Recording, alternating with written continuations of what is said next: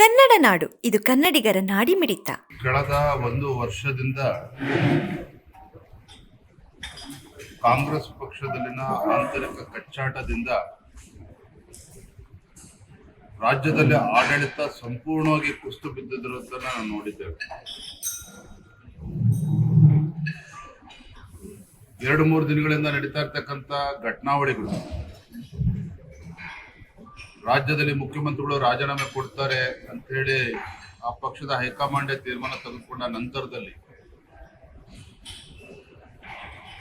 ಮುಂದೆ ಏನೇನು ಬೆಳವಣಿಗೆಗಳು ಆಗ್ತವೆ ಯಾರೂ ಕೂಡ ಊಹಿಸ್ಕೊಳ್ಳೋದಕ್ಕೆ ಸಾಧ್ಯ ಆಗ್ತಾ ಇಲ್ಲ.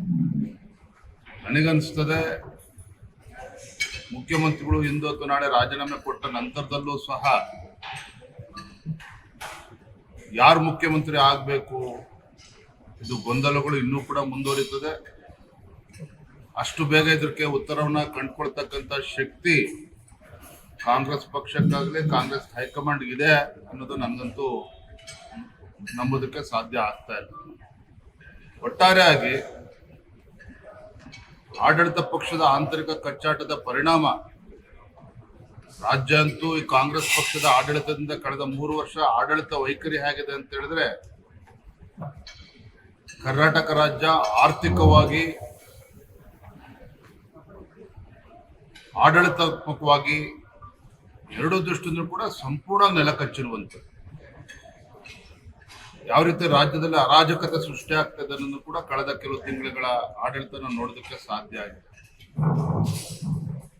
ಒಂದು ಕಡೆ ಆರ್ಥಿಕ ದಿವಾಳಿಯತ್ತ ಕರ್ನಾಟಕ ರಾಜ್ಯ ಸಾಗ್ತಾ ಇದ್ರೆ, ಭ್ರಷ್ಟಾಚಾರ ಮತ್ತು ಆಡಳಿತದ ಕುಸಿತದಿಂದಾಗಿ ಸಾಮಾನ್ಯ ಜನರು ಇವತ್ತು ಬೇಸತ್ತಿರುವುದನ್ನು ಕೂಡ ನಾವು ನೋಡ್ತಾ ಇದ್ದೇವೆ.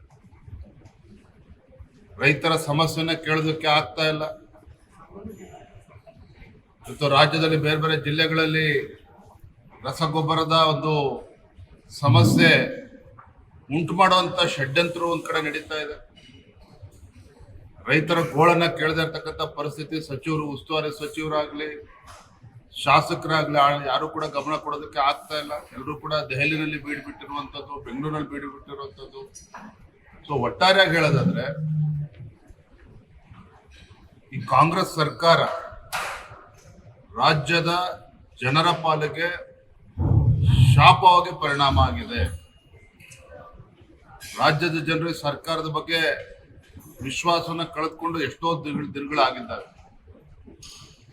ಹಾಗಾಗಿ ಯಾರು ಮುಖ್ಯಮಂತ್ರಿ ಮುಂದೆ ಆಗ್ತಾರೆ ಯಾವುದು ಕೂಡ ರಾಜ್ಯದ ಪರಿಸ್ಥಿತಿಯನ್ನ ಸುಧಾರಣೆ ಮಾಡ್ತದೆ ಅನ್ನೋ ವಿಶ್ವಾಸ ನಮ್ಗೆ ಯಾರಿಗೂ ಕೂಡ ಇಲ್ಲ, ರಾಜ್ಯದ ಜನತೆಗೂ ಕೂಡ ಇಲ್ಲ. ಯಾರು ಮುಖ್ಯಮಂತ್ರಿ ಆಗ್ಬೇಕು ಈ ಪ್ರಶ್ನೆಗೆ ಉತ್ತರ ಸಿಗುತ್ತೆ ಅಂತ ನನಗಂತೂ ಅನ್ನಿಸ್ತಾ ಇದೆ. ಸರ್ ಇಂಗ್ಲಿಷ್ ಅಲ್ಲ. ಆಡಳಿತ ಪಕ್ಷ ಕಾಂಗ್ರೆಸ್ಗೆ 138 ಶಾಸಕರ ಬೆಂಬಲ ಇದೆ, ಬಹುಮತ ಇದೆ, ಸ್ಪಷ್ಟ ಬಹುಮತ ಇದೆ. ಇದ್ರಲ್ಲಿ ನಾವೇನು ರಾಜಕಾರಣ ಮಾಡೋದಕ್ಕೆ ಸಾಧ್ಯ ಇದೆ? ಬಿಜೆಪಿ ಏನ್ ಮಾಡೋದಕ್ಕೆ ಸಾಧ್ಯ ಇದೆ? ನಾವು ಅಪೇಕ್ಷೆ ಪಡುವಂಥದ್ದು ಕೂಡ ರಾಜ್ಯದ ಜನ ಅವ್ರಿಗೆ ಆಶೀರ್ವಾದ ಮಾಡಿದ್ದಾರೆ. ವಿರೋಧ ಪಕ್ಷದಲ್ಲಿ ಕೂತಿದ್ದೇವೆ, ವಿರೋಧ ಪಕ್ಷ ಸ್ಥಾನದಲ್ಲಿದ್ದ ಆ ಸ್ಥಾನವನ್ನು ತುಂಬುವಂತ ಕೆಲಸ ಮಾಡ್ತಾ ಇದ್ದೇವೆ. ಅವರು ಆಡಳಿತ ಅವ್ರ ಕೆಲಸವನ್ನು ಅವ್ರು ಮಾಡಲಿ, ನಾವು ಇದ್ರಲ್ಲಿ ಮೂಗು ತೋರಿಸತಕ್ಕಂಥ ಪ್ರಶ್ನೆ ಉದ್ಭವ ಆಗುತ್ತೆ. ಮುಂಗಡವಾಗಿ ಅವಧಿ ತಗೊಂಡ್ರು ಕೂಡ ರಾಜ್ಯಪಾಲರು ಈ ಬೆಳವಣಿಗೆ ಕಾರಣ ಏನಿದೆ? ರಾಜ್ಯಪಾಲರು ಎಲ್ಲೋಗಿದ್ದಾರೆ ನನಗಂತೂ ಅದ್ರ ಬಗ್ಗೆ ಮಾಹಿತಿ ಇಲ್ಲ. ಈಗ ನೀವು ಹೇಳ್ತಾ ಇದ್ರೆ ಅದ್ರ ಬಗ್ಗೆ ಮಾಹಿತಿ ಇಲ್ಲ. ರಾಜ್ಯಪಾಲರ ಬಗ್ಗೆ ನಾವು ಹೇಳಿಕೆ ಕೊಡೋದಕ್ಕೆ ಸಾಧ್ಯ ಇಲ್ಲ. ಆದ್ರೆ ಒಂದಂತೂ ಸತ್ಯ, ಮುಖ್ಯಮಂತ್ರಿಗಳು ರಾಜ್ಯಪಾಲರ ಸಮಯನ ಕೇಳಿದ್ದಾರೆ ಅಂತ. ಧನ್ಯವಾದ. Thank you. ಸಮಗ್ರ ಸುದ್ದಿಗಳಿಗಾಗಿ ತಪ್ಪದೆ ನೋಡಿ ಕನ್ನಡ ನಾಡು ವಾಹಿನಿ. ಸಬ್ಸ್ಕ್ರೈಬ್ ಮಾಡಿಕೊಳ್ಳಲು ಕೂಡಲೇ ಪಕ್ಕದಲ್ಲಿ ಕಾಣುವ ಬೆಲ್ ಐಕಾನ್ ಕ್ಲಿಕ್ ಮಾಡಿ ನೋಟಿಫಿಕೇಶನ್ ಪಡೆಯಿರಿ.